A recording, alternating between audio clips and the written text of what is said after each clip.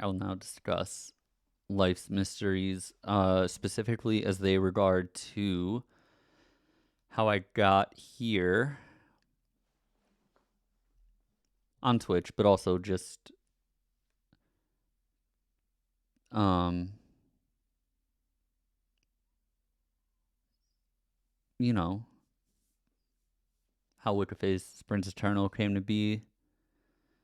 Um, from a business standpoint, from a marketing standpoint, and uh, how the operation runs, I guess. So let's do it. Um, and I'll take questions in a little bit specifically about this because I understand a lot of it is specific to me in my circumstances, but I don't think there's a direct route um, for anyone. I don't think there's necessarily a template to be followed or anything like that. But I mean, I can tell you what I did, and maybe if this is something that you're after, you can apply it to your life, or if you're just curious, you can um just sit back and listen. Okay, so I guess I have to start by talking about music in general. I got into music when I was I mean, I always loved music, and my family was, specifically my dad, very into music, like listening to music, always had it on, always looking for new stuff. Um, Alternative, semi alternative stuff, not like alternative rock, but like my dad was very into Leonard Cohen, very into Bruce Springsteen, singer songwriters, male singer songwriters mostly. And that, um, just having music around when I was young helped a lot, I imagine. Got me into music. I always loved music. I mean, even when I was like young, like I took um it was just always something that listening to music was always something that just played a big part in my life when I was young. I loved the radio. I I would listen to, I would make tapes. I would listen to the radio at home in my room and like record on a cassette tape my favorite songs. Early on it was like pop music, like Backstreet Boys and Saint Britney Spears, but also like the Euro dance invasion that that like seemed to hit mid 90s radio, like LaBouche and Aqua and stuff like that. Was really into that. I was also really into Puff Daddy and Mace and Notorious B.I.G. and Busta Rhymes, what I heard on the radio, and then later like what I would watch on MTV and stuff like that. And I think those two, the latter ones, the rap, thanks AJ, shout out Reaper, shout out, AJ to 53 gift subs. Wow, should reward you for that somehow. Um, but I think it was like a combination of the dance music and the rap music that had the most lasting influence uh, in my life now. There was a period where it didn't, but I think now I can draw a direct line back to that. It's how we got to Wicca Phase. Iced Americano today. So then I would say around like 10 or 11, I would be on lyric websites. Um, AZ lyrics, websites like that, lyrics.com. Um, And I would just like, so I was on the internet pretty early, like elementary school. And I would just listen to music. I would download music on Napster and songs from the radio, or I would just replay songs that I had recorded from the radio and like sing along with them to the lyrics. And it's essentially like what you know what I'm doing is Wicca phase now. But yeah, I mean this is before MP3 players. This is before CD players essentially. And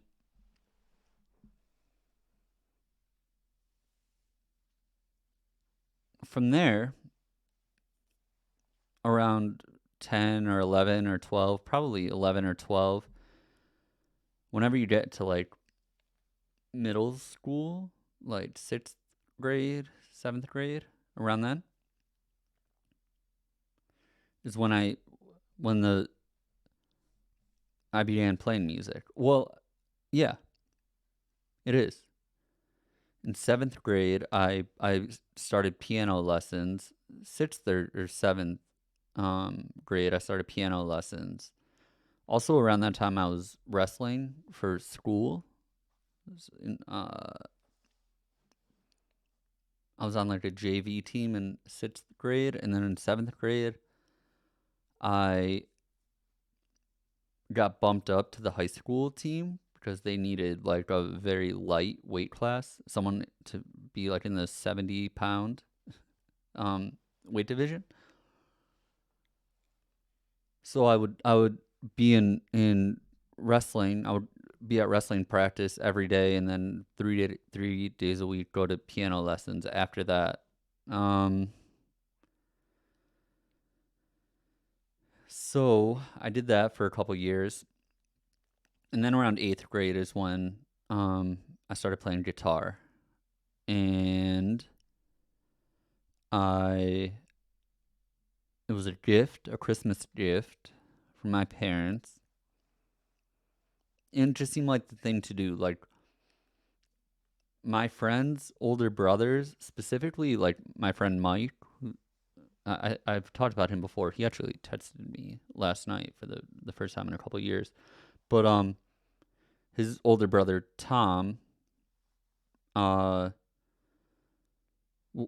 was in ska bands and punk bands and stuff like that.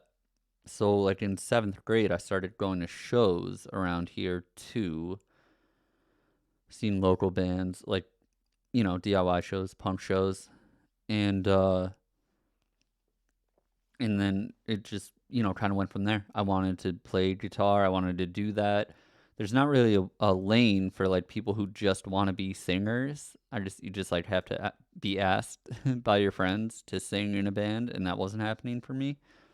So I started playing guitar, and then shortly after that, started a ska punk band with some of my friends. I should speed this up. Obviously, that didn't work out. It wasn't like a lasting thing. High school came, started some other bands that didn't work out until Ben and I started Tiger's Jaw. That was started after Ben saw me play an acoustic show in like December of 2005, probably, at a venue called Test Pattern. Ben suggested that we start a band with those songs. And that became Tiger's Jaw. Now, also during that time, we had a practice space. Well, we practiced in my parents' garage, and we were starting a lot of bands too. We kind of like me and Ben, and then another person, right? So we had like this like short-lived hardcore band called Jerry Dandridge, like horror influenced hardcore. 2 songs. We helped start that band, Captain We're Sinking, and then we got replaced in that. We were in a band called the Green Chair. Got kicked out of that. We were in Bad Seed. Got kicked out of that. Started that with Saba and Shane. We got kicked out of that. But while this was happening, why did we get kicked out? Probably just, who knows? It's personality. We weren't like the right personalities. We couldn't commit because we were also playing a lot of Tiger's Jaw shows at this time, local shows, but Green Chair is the band. But yeah, it's just, we're just kind of stretching ourselves really thin, and some people wanted to commit more than we knew how to or were willing to, but at the same time we understood what to do with Tiger's Jaw, or we just loved playing with Tiger's Jaw so much that we kept going with that. I think that's really what happened.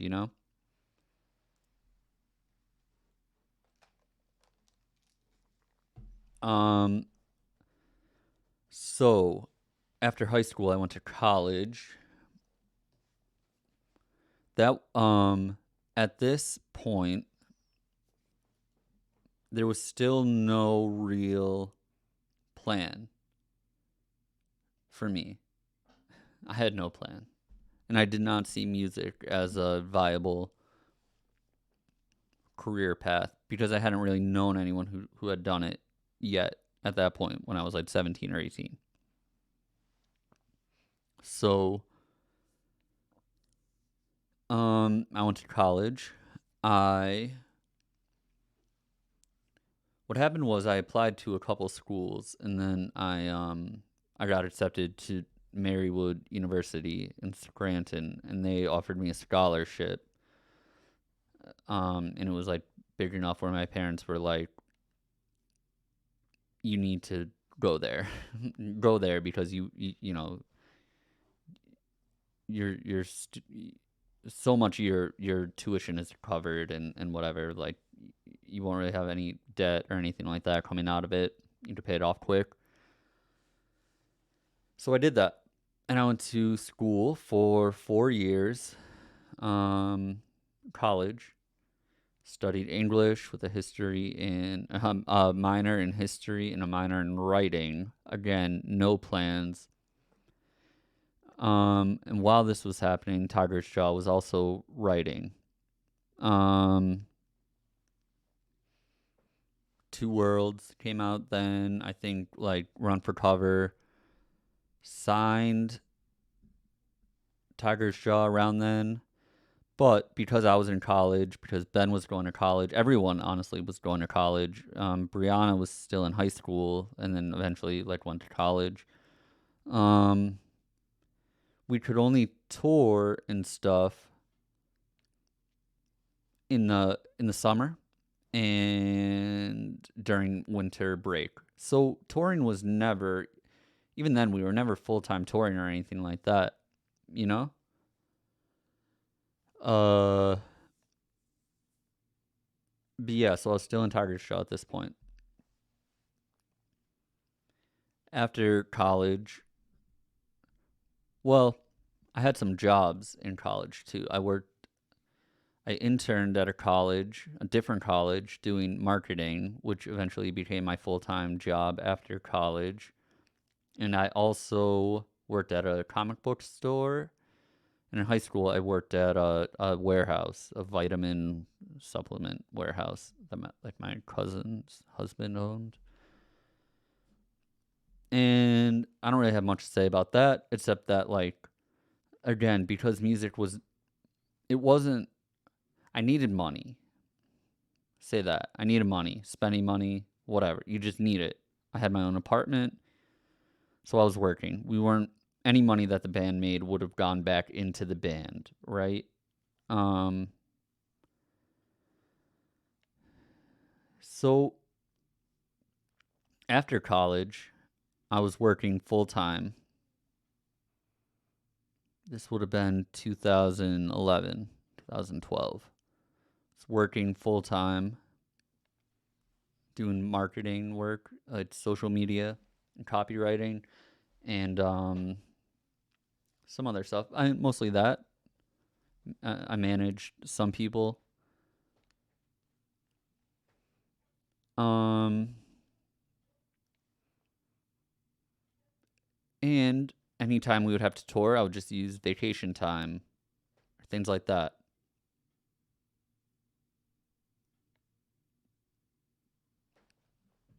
And that became a little bit too much at times.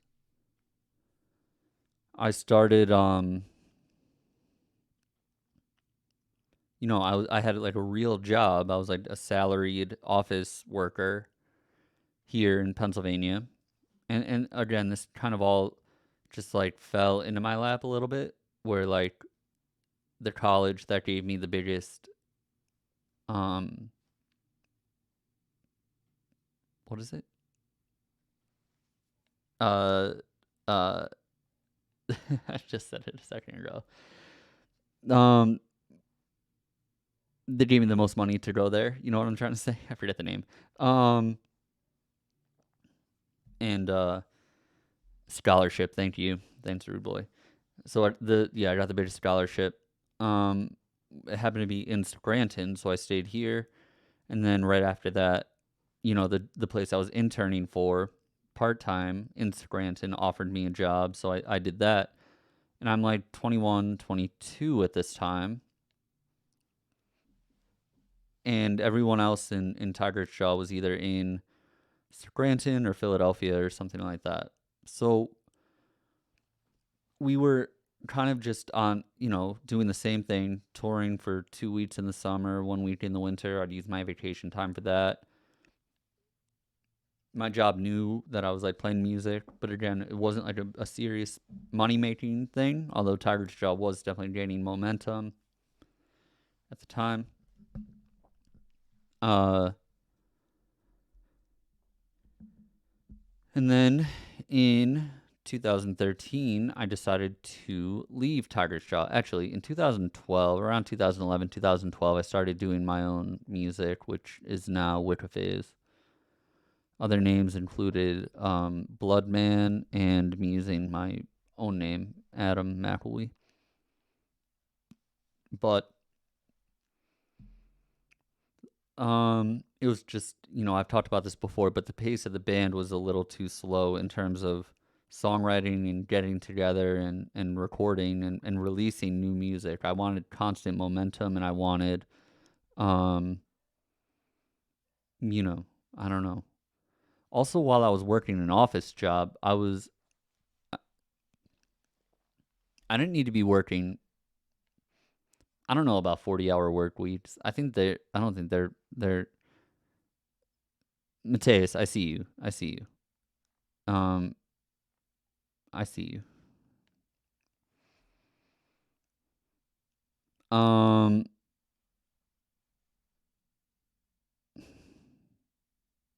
So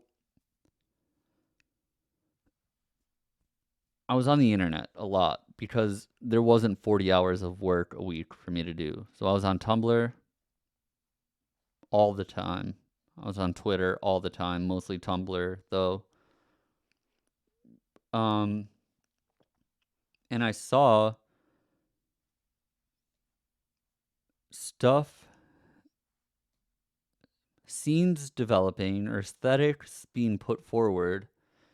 Internet culture. I just saw like a different side of internet culture that I really liked, that was different than what Tiger's Jaw was doing, or unrelated to anything Tiger's Jaw was doing. Tiger's Jaw was pretty straightforward, and there was no real like branding or anything like that. We were just like a band, and we were like, because it was me and because it was Ben, our songs sounded different. Writing the songs, that is, our song, and also with Pat and Dennis and Brianna, like the whole group was like different. It was different than like a hardcore band or pop punk band that starts as like a genre based band, like, hey, we want to be this type of band.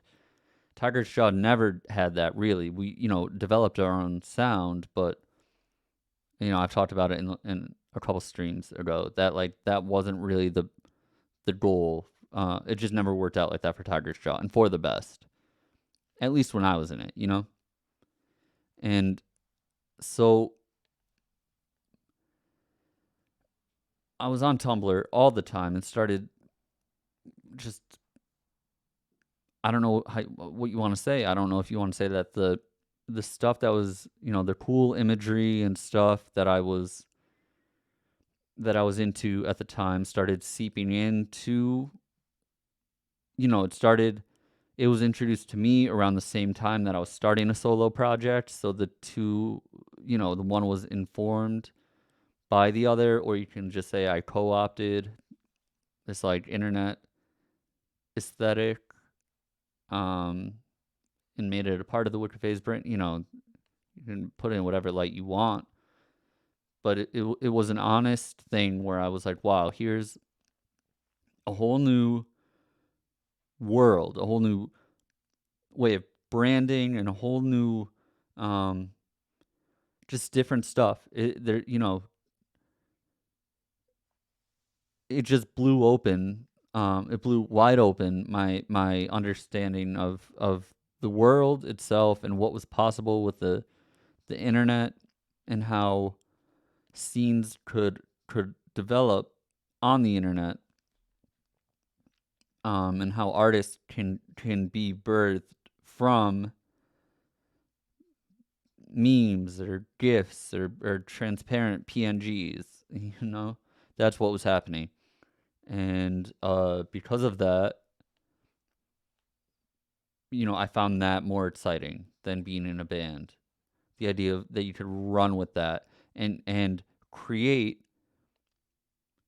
with that stuff in mind. Create with the same fever as people are reposting things on Tumblr. You know, create and then post it. Post your own original content. I wasn't a graphic designer. I wasn't anything really. I was just a musician. So that's all I could do was absorb all of that, put it in the music, and then put it back out into the internet. It's artistry first. It's not, there's no, there was no direct person that I was looking at and trying to copy. It was just a whole vibe, I guess, that I was trying to incorporate, you know? Um and be a part of, because it was an exciting scene of like internet strangers and stuff like that.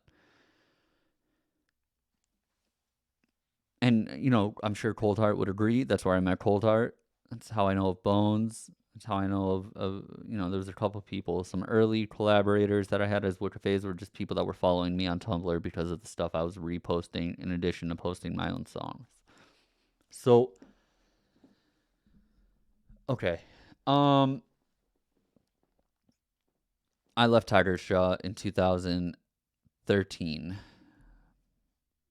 Wasn't exciting for me anymore. Didn't want to commit to it full time. It was around the same time that they would have wanted to go full time with it. Ben and Brianna, everyone was like out of college at that time. Um,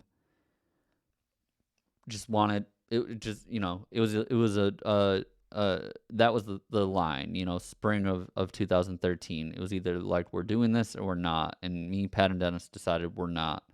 And Ben and Brianna decided to move forward. So I decided to keep doing Wicca Phase. Um, Again, while still working full time, um, and just no real expectations. I think that's important. It's good to envision, you know, crazy success and being like the next Post Malone or something, or Juice World or something like that. But I wasn't concerned about the level of success. I just wanted the art, um, to be appreciated by as many people as possible. I wasn't thinking this at the time. It wasn't like I'm gonna go home today and make art because I. It was just you're compelled to do it, and no, AJ, sorry, I haven't, man. I will DM me about that. Um, that's what it was, and my job was fine. It was a pretty cool full-time job where I was just doing social media and stuff like that. Again, I'm doing it for like a company in Scranton that's like not super slick or anything like that. Um, wasn't like a high profile or trendy or anything like that. The company, but I was still doing social media. I was still writing and coming up with stuff in I had a somewhat creative job, um, office job as creative as an office job could be, I guess. And I just kept working on Wicca phase, making the. You didn't miss much, Smarty. I mean, maybe you did. You replay it, but I just kept working on Wicca phase and trying to make it better. I'm never satisfied with anything I do, so it's not hard to keep going. It's hard not to be discouraged, but if you're compelled to do it, you'll keep going.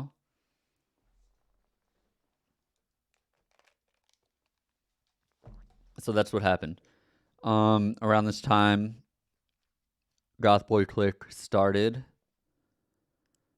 Um, hey, thanks, Daniel. Around this time, well, somewhere in between there, Gothboiclique started.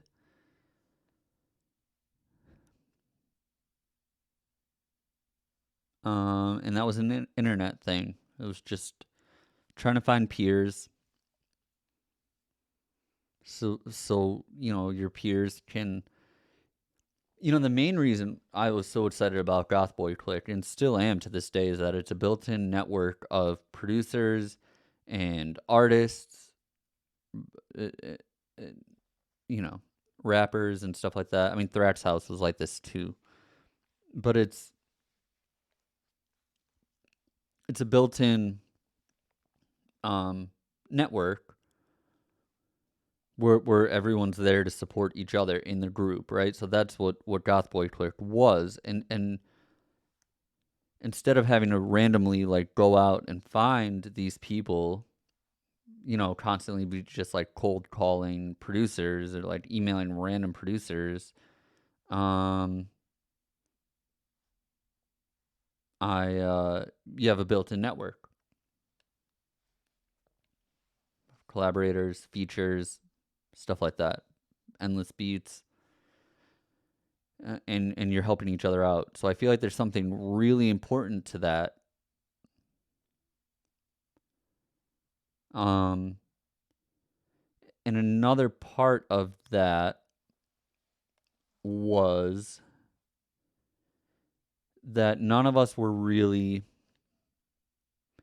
that big at the time.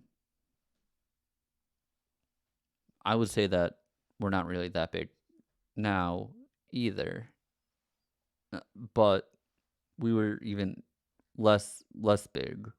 Um, but we were all on the same level and equally hungry, and had a shared aesthetic, right? So it was a good combination of people. So I guess if you're like trying to apply this to your life, finding peers that are also on your level in terms of popularity and also ambition and things like that would be a good place to start, because once you have the team built, you don't have to worry about the logistics of producing. Not producing like instrumentals, I mean, but like just advancing. You know, if you need artwork, you know who to text and they have your back because you'll do them a favor later.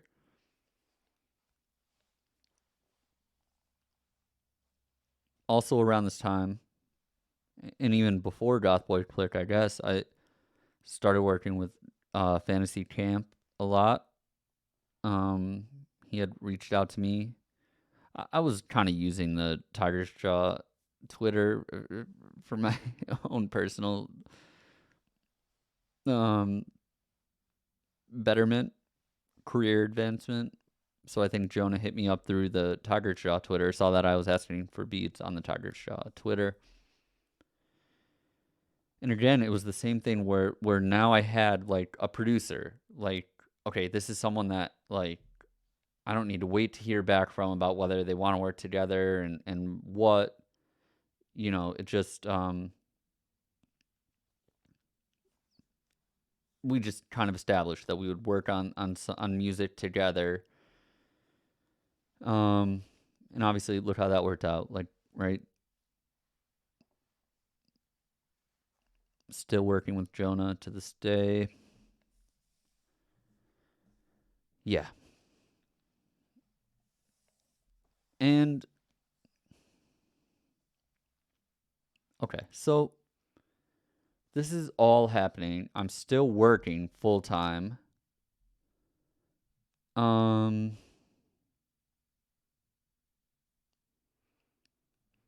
then I'm trying to get my timeline right here. But eventually what happened is I'm trying to think of how I want to do this. Okay. What ended up happening was that I started meeting the people that I was working with. Jonah, but like Jonah was like somewhat local to me. Oh, what's up, Falafel Poppy? Thank you for the subscription.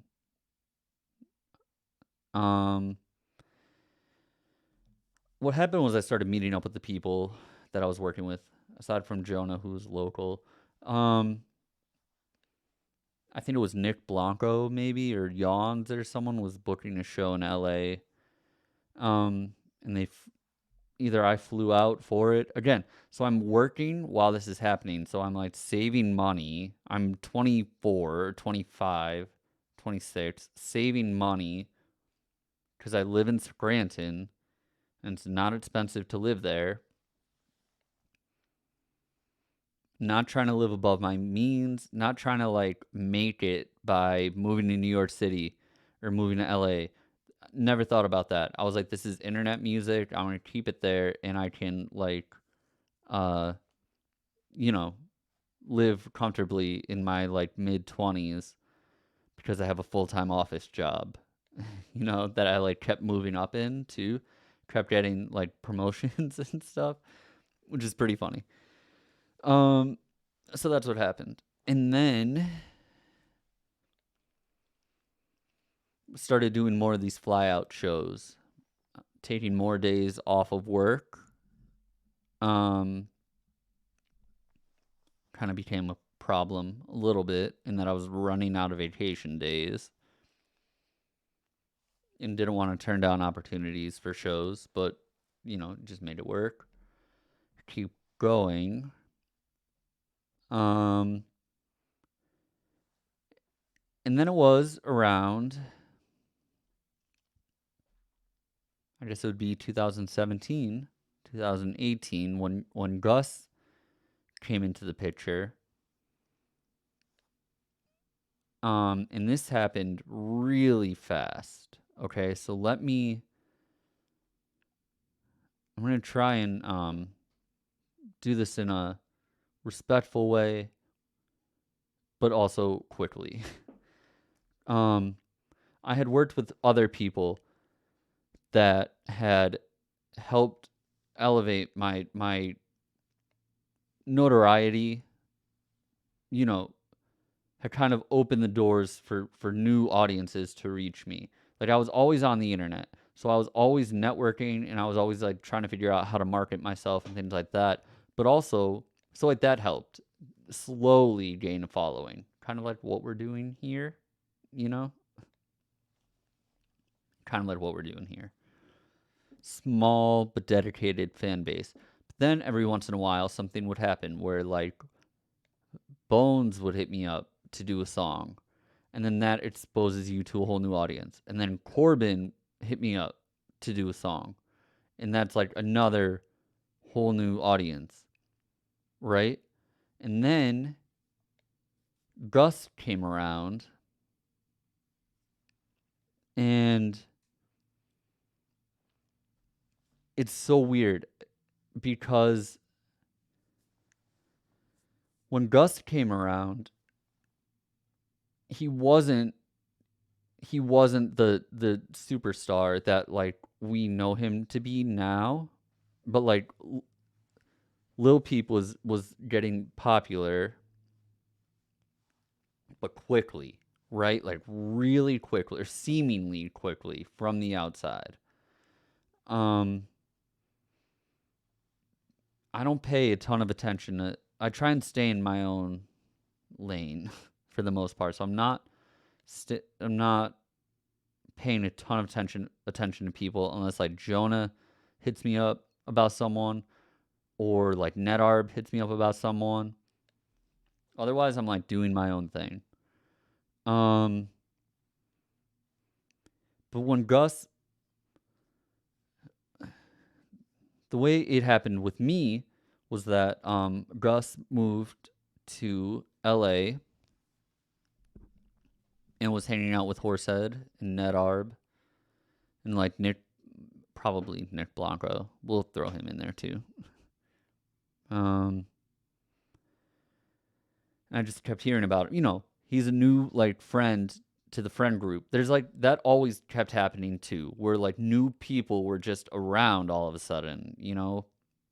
People were moving to LA, and then like people heard about it, so they were going out there to stay with these people. Blah blah blah. And Gus was one of those people, but the hype that Gus had was higher than anyone else that we had come into contact with for the most part. And also Gus was a GBC fan, so, and like a Tiger Shaw fan, but like a GBC fan. Like he loved Horsehead, loved Cold Heart, loved JP.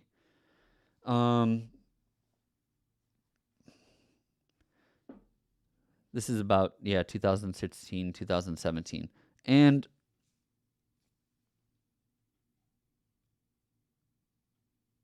his popularity coincided with his move to LA, and also like him being a part of our friend group. I hadn't met him, but enough of my friends were vouching for him that he kind of just became accepted into the group. Not Gothboiclique originally, but that happened later. Then Gus signed with First Access Entertainment. With that came, a big advance, stuff like that. He reached out to us. And kind of told us, listen, I'm about to have this really large platform where there's going to be a big marketing push behind me and things like that, and a big push behind my albums, and there's money involved, money behind me so I can do this full time, and they're gonna, make me a pop star or something like that.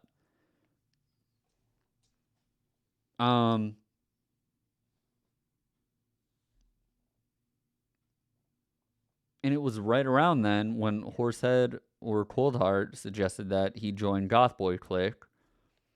The doors weren't so closed at the time, although we had kind of, made it a solid 9 at that point. Tracy's like always in and out. Like, it's up to him, ask him on any given day whether he's in Gothboiclique or not. Like, that's up to him, but him and Gus were working together too. And so he joined, and then when we started playing shows together, Gothboiclique itself was brought up to his level, kind of, at least pulled up by him, not necessarily to his level, but there were more eyes on us because of Gus, right? And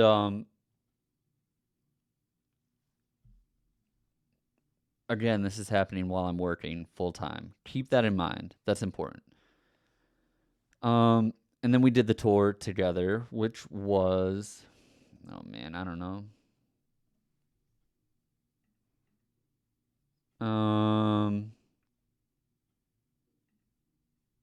I guess that would have been the come over when you're sober tour. I think. Sounds about right. Yeah, he joined right around the same time he signed. Um, which is interesting because his management definitely would not have loved that and did not love it. But he wanted to be a part of the group. I don't blame him. Like, not that I don't blame him for wanting to be a part of Gothboiclique, but say I liked all these musicians. Say like, um,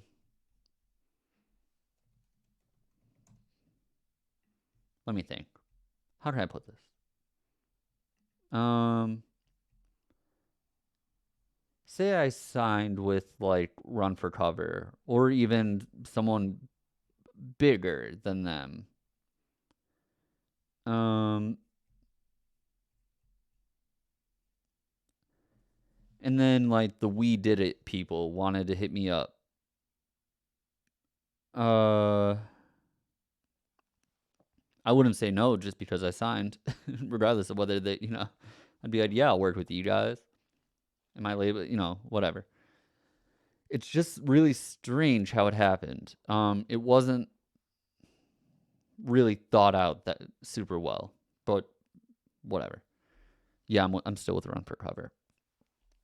I should probably speed this up. So the Come Over When You're Sober tour happened. The way that played out was that it was going to be Lil Peep with Gothboiclique opening for him, which uh Doves just said that he remembers when I called him at work to ask if Gus should be an official GBC member. Yeah, I do kind of remember that. um, I should also mention that as I'm going to these, like to LA for these shows, I'm staying at Dove's house from the first time. The first time I went to LA, I stayed with Doves. Had not met him. Could have been terrible. Ended up being one of the best experiences in my life, and you know, I have a friend for life in that. Same with Jonah. The beats Jonah could have been a terrible producer, and that didn't happen. And not only did I end up having like a coworker for life, but like I had a friend for life with friend for life in him too. So that's like part of this too. Is like while this is happening, you're also learning to trust people, learning not to trust certain people, and so the team is building, and you're getting rid of the snakes, and you're getting rid of the leeches, and yeah, it's just a part of it. Um, so we got offered the Come Over When You're Sober tour, GBC as a whole. Quickly, we realized that would not be viable for all of us to be on the tour at once. There was like a tour bus. That was the first time I was ever on a tour bus, only time actually. So I ended up doing the East Coast leg of that tour, which was or West Coast leg. I'm sorry. And that worked itself out really well. Then say Jay, where Gus was just like, hey, the label can't says that not everyone can come on the tour. How do you want to split it up? And it worked out really well. I wanted to do the West Coast. Everyone kind of got what they wanted out of that. And we were making about $400 a night on the tour, I would say. Openers, 400, 500, maybe even less, maybe 200. Um, Somewhere between $200 and $500 a night, which is a lot for an opener. Can be a lot for an opener on a tour, especially when the headliner is paying for the bus. Yeah, this is around 2017. You know, when Gus or the label is paying for the bus and they're giving you like meals every day and you don't have to worry about hotels and stuff like that or gas money, like that's like good money, you know what I mean? Um for just one person to take. And then you're paying like a merch person. Fish Narc was doing merch for me on that tour. So I'd like pay him, you know, and I'd pay like I don't even know if I would pay Yawns to DJ for me. I hope I did. But anyway. Uh um Quick story about Fish Narc doing merch on that tour. I went on the tour not understanding that I should have had my own merch person. So I asked the person that was doing merch for Peep if he could do it for me, and he was like, "I'm gonna be way too busy." And we were just in Seattle, and Fish Narc offered to come on the tour and do it, and there was room for him on the bus, so that worked out really well. Anyway, um, 2-week tour. Let's say I'm making $300 a night, and I'm having an amazing time for the most part. A lot of it was grim, but a lot of it wasn't. You know, a lot of it was really fun, and you're you know you're doing something you love. So I got back home.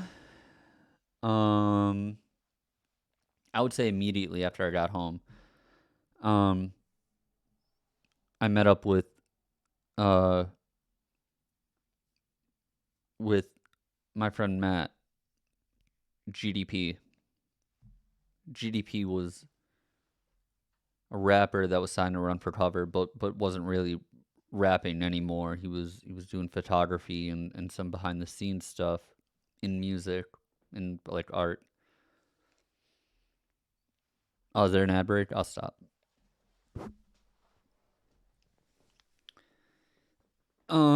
You guys like this black? I'll go another half hour. Sorry. I'm sorry. This is so long.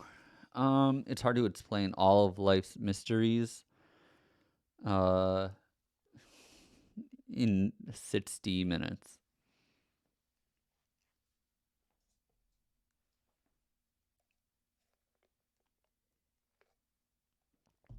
Is this hard for me to talk about? No. It sucks sometimes, but not right now. Thank you. Let me know when we're back.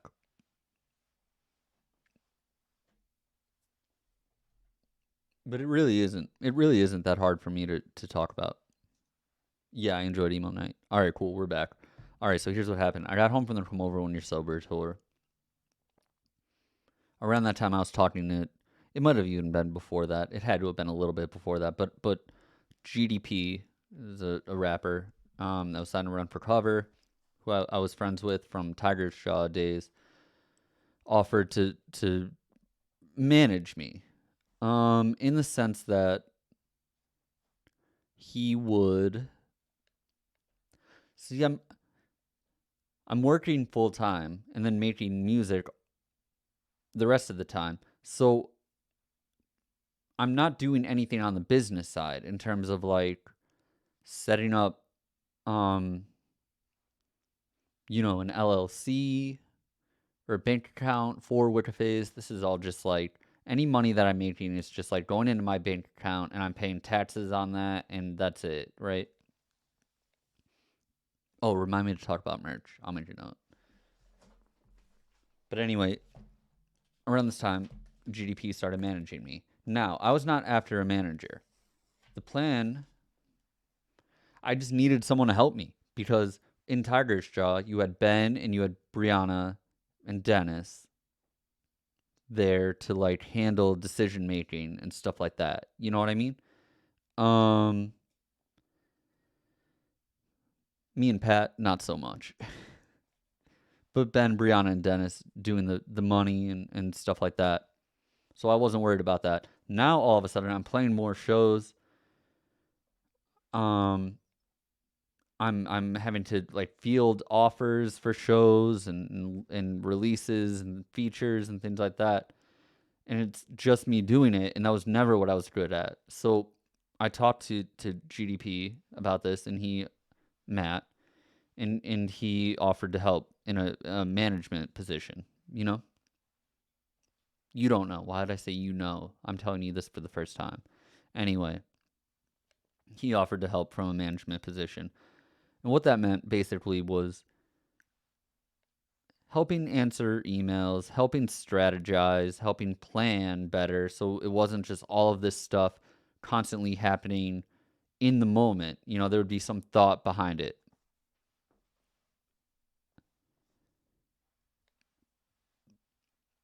So, yeah, take the load off my shoulders. And also, he had gone through this. You know, he had toured, he had a lot of experience with music and stuff like that. And you know, the business side of music. And he's, you know, a couple years older than me, so he could help me navigate a little bit. Listen, we didn't always see eye to eye, but no one's going to see eye to eye with me because Wicca Phase is like my baby, and it's me. Not only is it my baby, this is like a holy trinity situation where it's like Wicca Phase is my baby, but it's also me. I'm the Father and the Son and the Holy Spirit. That's how that works. So it's hard to have someone on the same page as you. Also, a big part of Wicca Phase and what I enjoy about Wicca Phase, why I started it, what I wasn't getting from Tiger's Jaw was the spontaneity of it and the, you know, the ability to go at my own, you know, whatever, do whatever I want. But he offered to help. And another thing that he did was, how does pay for pain work? Oh, I see what you're saying. Never mind. Sorry, smarty. Pay for pain is like the weird offshoot religion.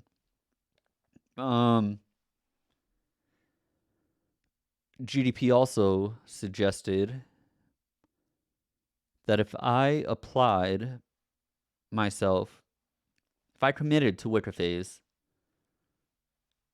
for a little bit, I could do it full time. Listen, I had been working. We go back to this. This is 2017. We're like the end of 2017, early 2018. Where this decision is being made. I had been working for 7-8 years full time, living in Scranton, so I had money saved up. Not a lot of money. I'll tell you exactly what I had. I had $10,000 saved. Yeah, that's what I had. I had $10,000 saved. Just which isn't a lot. Not a lot. It's not a lot, but it's enough where if you were in my position at the time, you'd be able to do this full time, at least for a little bit. You'd be able to try it out for a couple months at least, right? And then if you run out of money and you tank or something like that, you can always go back to a new like a office job or something because you're not that far removed. But I had $10,000. I just came off the tour. GBC had some hype. A couple weeks later, Gus passes away, right? And then, this is where it gets real Harry. But Gus passes away. I'm entertaining this idea of going full time with music. And then I start getting more attention from everyone, right? From media, from labels, from booking people, everyone. And in the background,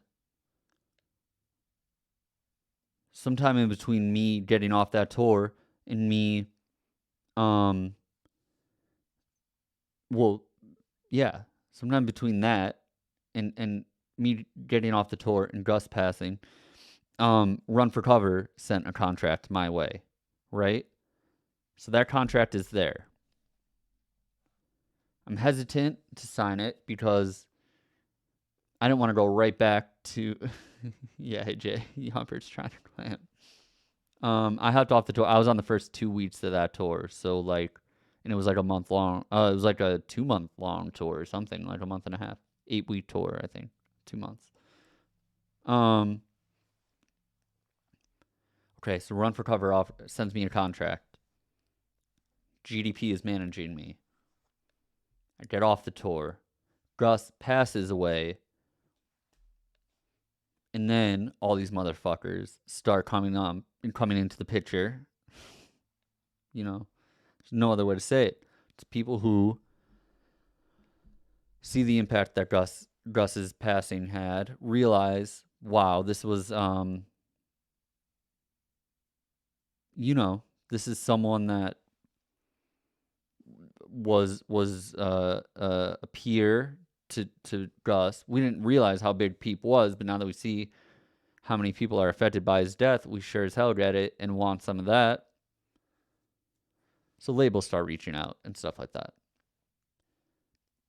And in the meantime, I still have this contract from Run for Cover, which is not a crazy contract money-wise. It's not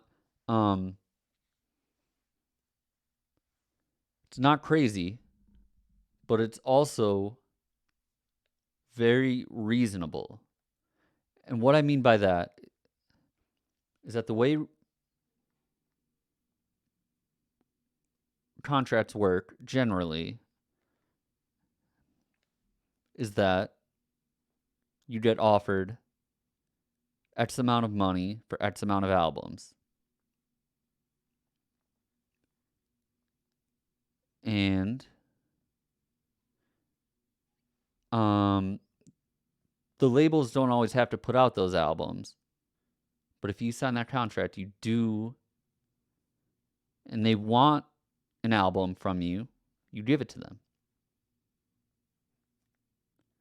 But with a lot of labels, major labels especially,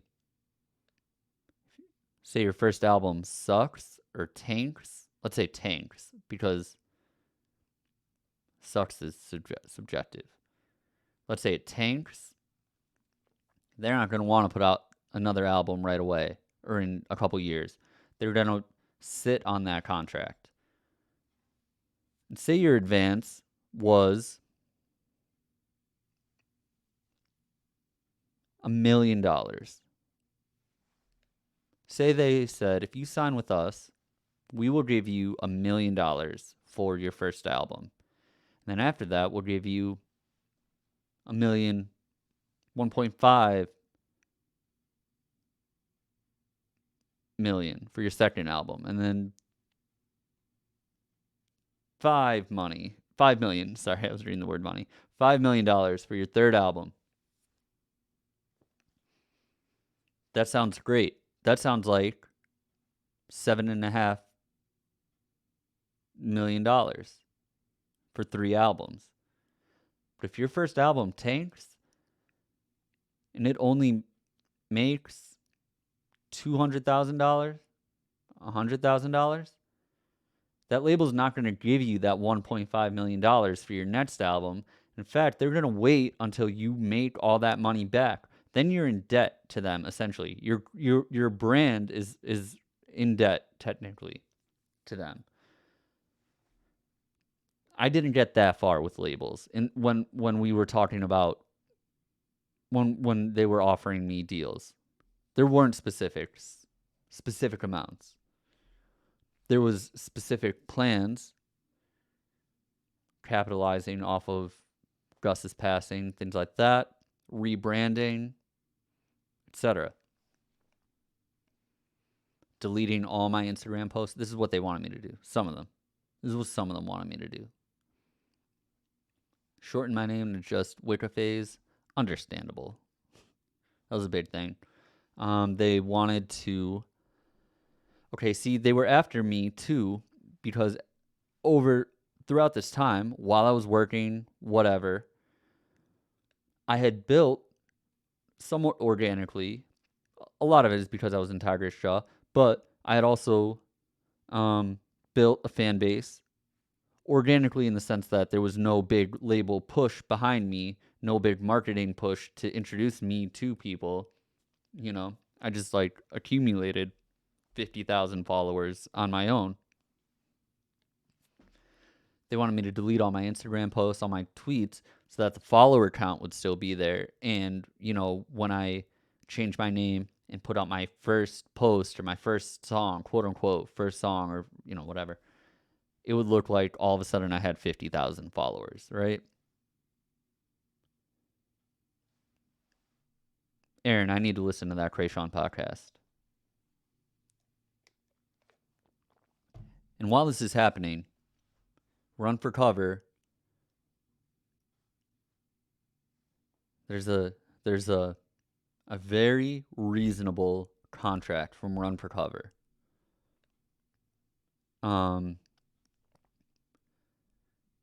With dollar amounts that in my head I know I can make them back. It's not how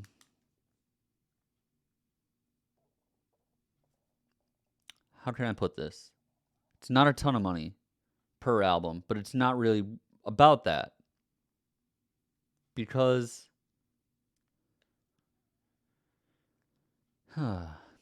it's enough money to... How do I want to talk about money? The advances from Run for Cover aren't important. They help. It's good to know, hey, I'll be getting this amount of money when I start working on my next album. And I know that it's enough money that I'll be able to make back for the label pretty quick, so I'll start getting paid for the records, Say I took $10,000. Say it cost $40,000 to... Let's say this. Say Suffer On cost $40,000 to make. 10,000 of that being given to me up front just for, a grant or a loan or something like that. And then $30,000 to press the records, to pay for PR, to do whatever the fuck. Mostly pressing records. That's like the big expense. Whatever. Any sort of marketing stuff that goes into it. Once that $40,000 is recouped, then me and Run for Cover are splitting the money.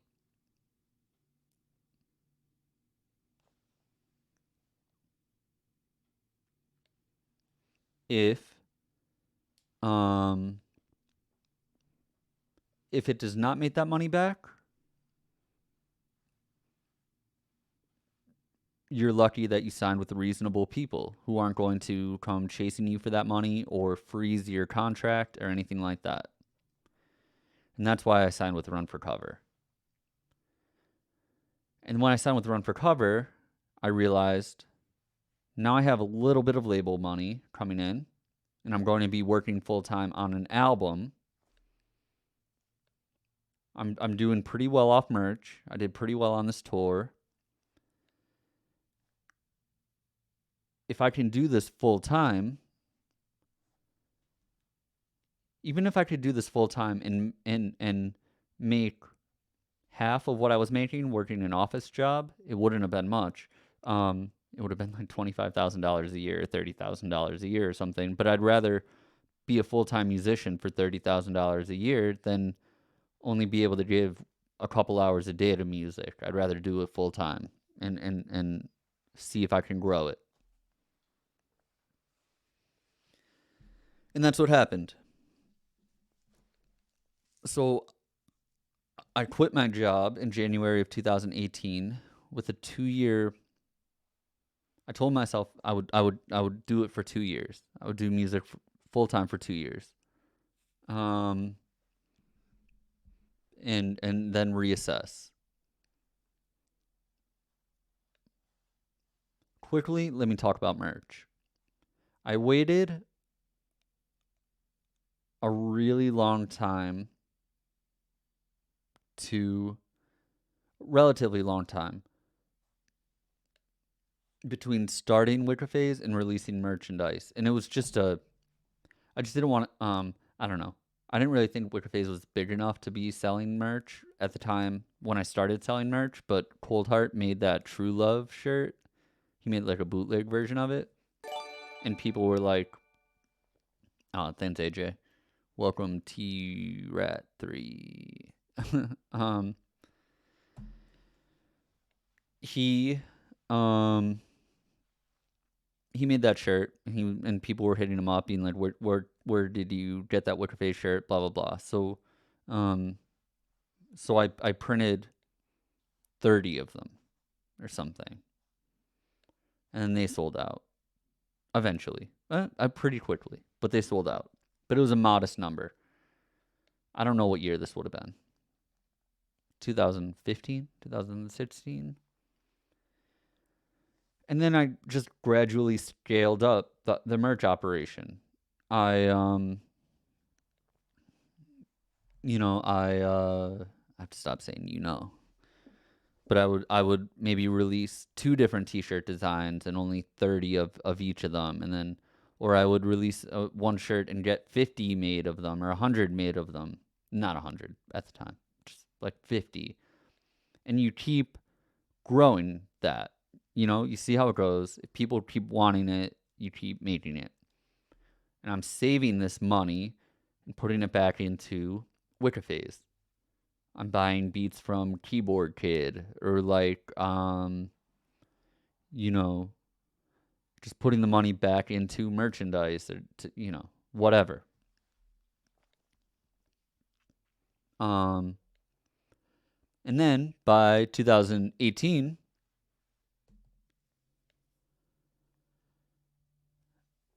oh, me, AJ, I have not drank water in a hot minute. And I don't have water handy. I was running late to the stream. Around 2017, 2018, I was also, merch. I was making enough off merch where if I scaled that up a little bit, I'd be able to quit my job. Or if I just put more thought into it and did more releases.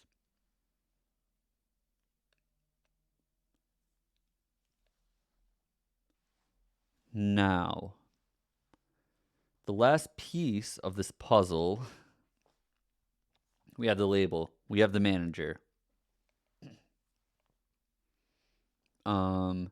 We have the merch. GDP is no longer my manager, but that was I'm really hard to work with, and I felt bad like apologizing to him all the time for being the way that I am when it comes to like business stuff or just I don't know. I don't really work well with the manager. But we have the merch and we have the music and we have the label. So the last piece of the Wicca Phase, and we have the booking agents too. The last piece of the puzzle was getting myself set up with a business manager. This is someone who would primarily make sure that I'm not spending all the money that I'm going to need to pay in taxes at the end of the year.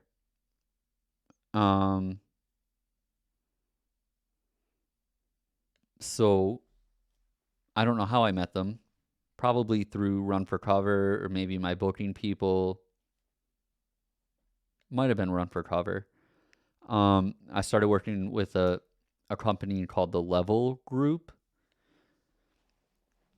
You could look them up. But the Level Group is just, they just manage artists' money. What they do is they make it so that I get a paycheck from the Wicca Business LLC, you know, the corporation. Because you know, if you're making money as an artist and spending money as an artist, you don't want to be taxed personally for that. That's kind of like a unique thing. It's not unique.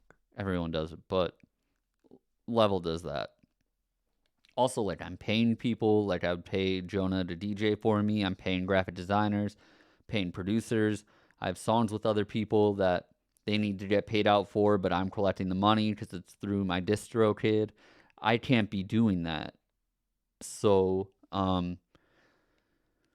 so I hired a business manager. Essentially, it's a team of business managers. It's a whole company. And it's just so I don't have to deal with all this stuff.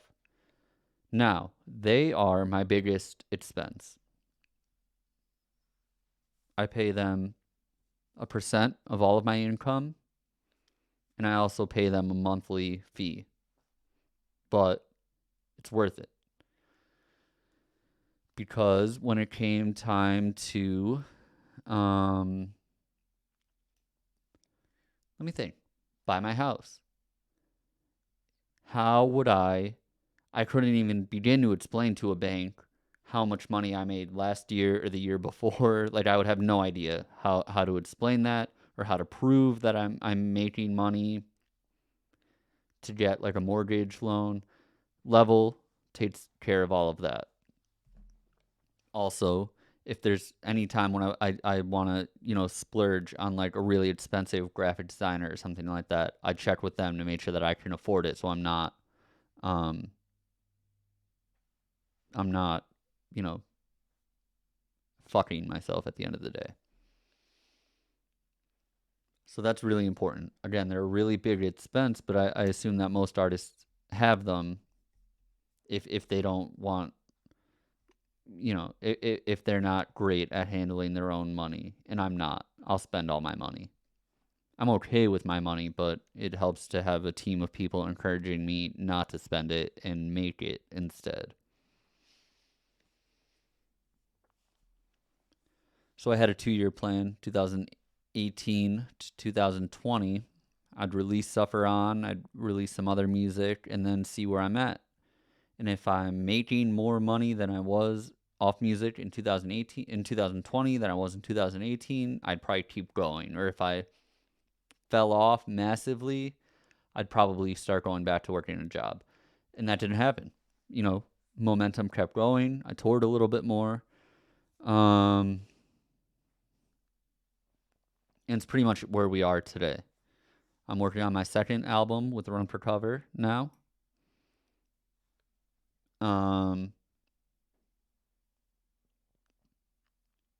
As well as, you know, pretty much anything else I want. Any other projects I want to start, I start. I don't really have to worry about time, although there never is enough time. And I suppose that's a lot of the mysteries of my life revealed. I'll take some questions, and then I have to make dinner. Smarty, you want to know about Misery Club? Well, also since going full time with music, I discovered how great Airbnb is, and started booking like Airbnb trips, spending money on Airbnbs, and we had the idea. I don't know who it was, but you know, someone had the idea of me, Jonah, John, and Zubin of getting together and working on music over the course of a weekend. And then we had a bunch of beats from NetArb and also Fox Wedding, so we just picked the ones that we were feeling. And then we needed a name for the project. So after we recorded those, we called ourselves Misery Club.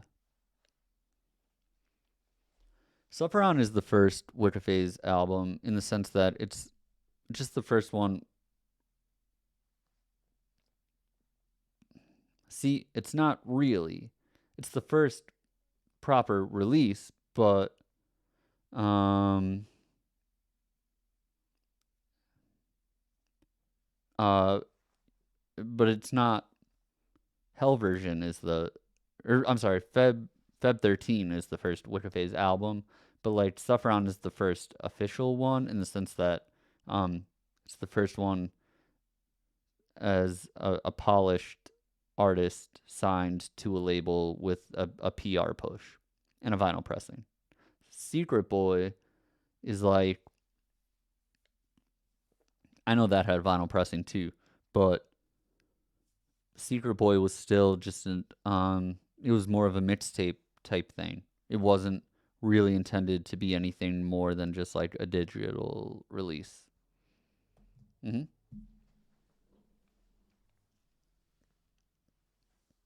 Oh, Jonah says that Misery Club was Matt Wren's idea. That sounds 100% right. I don't have a guitar handy. Sorry. Why don't I play I Lose Everything live? It's so hard to sing. It's like way too high. If it was down like a couple notes, I would, but it's in a different key, way too hard. But I would if it was lower. Thanks, SN 420. Yeah, I'll be working with Ethel Kane more in the future, I'm sure. Do I have a favorite mixtape EP album thing that I've made? I like Hell version. I like Passionate Yet. I like Suffer On. I love both Misery Club EPs. Ultra Club. Ultra Club is pretty high on the list.